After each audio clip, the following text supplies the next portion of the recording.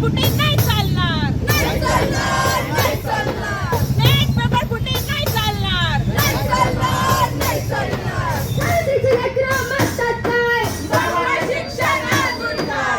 इन्कलाब जिंदाबाद, ज्योतिबांचा आरसा जिंदाबाद, जिंदाबाद, जिंदाबाद. ज्योतिबांचा आरसा जिंदाबाद, जिंदाबाद. दिल्ली येथे जंतर मंतरवर सोनम वांगचुक यांच्या दडपशाही प्रकरणी आता अहिल्यानगर जिल्ह्यामध्ये देखील मोठ्या प्रमाणात आंदोलन करण्यात येत आहे। या सर्व विद्यार्थ्यांच्या वतीने हे आंदोलन करण्यात येत आहे। आपण विद्यार्थ्यांशी नेमकं चर्चा करूया, नेमकं त्यांच्या मागणी काय आहेत। आप जो भी ये आंदोलन कर रहे हैं, नेमकं आपली मागणी काय आहे या आंदोलनासाठी? या आपली मागणी हेच आहे सर की आता जे पेपर फुटी प्रकरण झालेले आहेत आणि हे आधी पण होत होते सर, पण एवढे होत नव्हते। जेव्हापासून न्यू एज्युकेशन पॉलिसी लागू झालेली आहे त्यापासून आधी झालेली ही गोष्ट, त्याच्यामुळे न्यू एज्युकेशन पॉलिसी हे रद्द करण्यात यावी ही आमची मागणी आहे।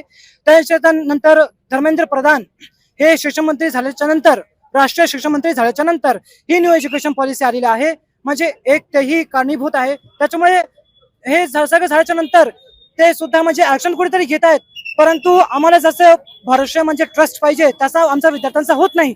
त्याच्यामुळे धर्मेंद्र प्रधान यांनी सुद्धा राजीनामा द्यावा ही सुद्धा आमची मागणी आहे। त्याच्यानंतर आता पेपर टीईटी महाराष्ट्रामध्ये टीईटी पेपर हे लीक झालेले आहेत आणि सध्या ही प्रकरण आहे सर की जेव्हा उद्या पेपर आहे तर आज मुंबई सारखा भिवंडी या शहरात हॉटेलच्या रूम मध्ये संध्याकाळी पेपर विकले जातात की उद्या पेपर आहे, तुमचा पेपर सोयीस्कर करा आणि व्यवहार केले जातात।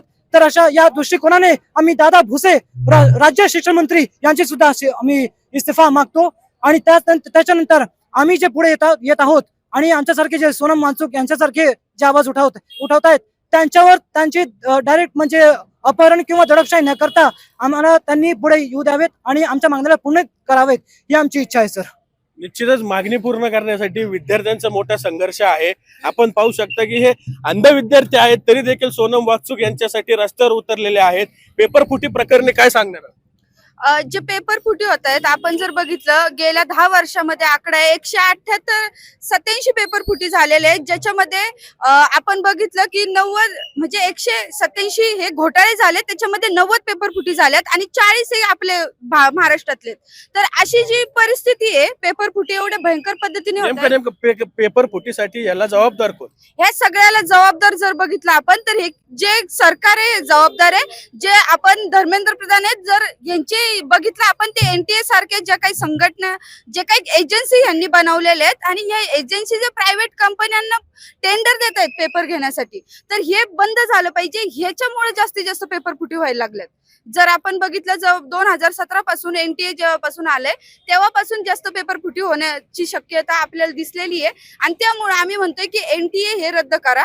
एनटीए रद्द केलं तर पेपर फुटींमध्ये नक्कीच फरक पडन आणि जे धर्मेंद्र प्रधान आहेत त्यांनी राजीनामा द्यावा।